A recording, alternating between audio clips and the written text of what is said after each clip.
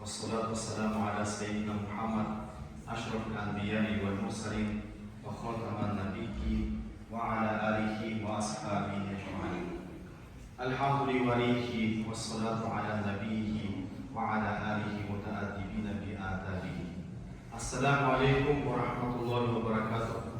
Qadrmenli jamoat, qasiyatli Aydan Sultanның болған кіріп келген Рамазан айы баршамызға құтты берекелі болсын. Баршаларыңызды шын жүрекпен осы қасиетті Рамазан айымен құттықтаймын. Алла Тағала баршаларымызға береке беріп, осы 30 күн бойы қуатты, жақсы тақуалыққа жетелейтін амалдарды жасауға Алла Тағала бізге нәсіп етсін иншалла. Бұл Рамазан айы берекелі ай. Ай жағынан алсақ та, сауап жағынан алсақ та өте берекелі. Осы Рамазан айында көптеген жақсылықтар жасалынады. Өйткені ораза бұл ынтымаққа, бірлікке, татулыққа шақыратын қасиетті Рамазан айы ағайын туысқандардың басын біріктіретін, отбасы бала-шағаның басын біріктіретін, жамағатты кешкі уақытта мешітте жинап, бауырмашылығымызды күшейтетін қасиетті Рамазан айы баршамызға берекелі болсын иншалла. Енді ораза айы, Құран айы, қасиетті Рамазан айында Құран түсірілді. Және қасиетті Рамазан айында Пайғамбар алейхиссалам періштелермен тілдесе бастаған қасиетті Рамазан айы сондай берекелі. Мінекей, осы оразада Пайғамбар алейхиссалам періштелермен тілдесе бастады. Және де осы Рамазан айында Құран түсірілген ай. Сол себепті мінекей осы Рамазан айында біз көп Құран оқуымыз керек иншалла. Құранда 114 сүре бар болған болса, сол 114 сүрені оқып шығып, әрбір сүремен танысып шығуымыз керек.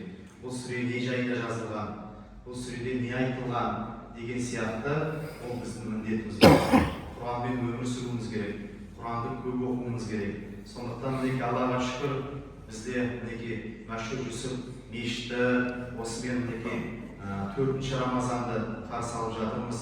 4-ші Рамазанды тарауых намаз оқиын деп жатырмыз.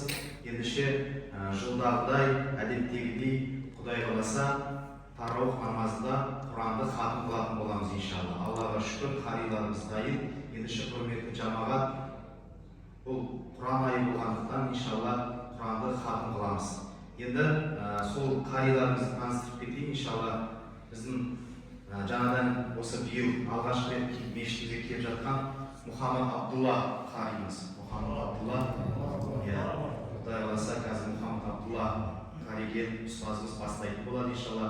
Одан кейін былтыр бізде тарауых өткізген Елжан қаримыз. Алла разы болсын. Елжан қаримыз.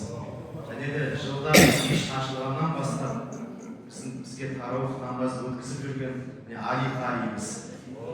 Осы 3 қари Құдай қаласа осы жас жігіттер алхамдулилля бізге тарауых намазын өткізетін болады иншалла. Тағала қарияларымызға күш-қуат берсін, қарияларымызға күш-қуат берсін иншалла. Қасиетті Рамазан айы берекелі өткізіп иншалла хатым дұғасын баршамызға жасауға Алла нәсіп етсін. Қабыл болсын. Ендеше тарауых намазымызды бастайық. Ас-салат тарауих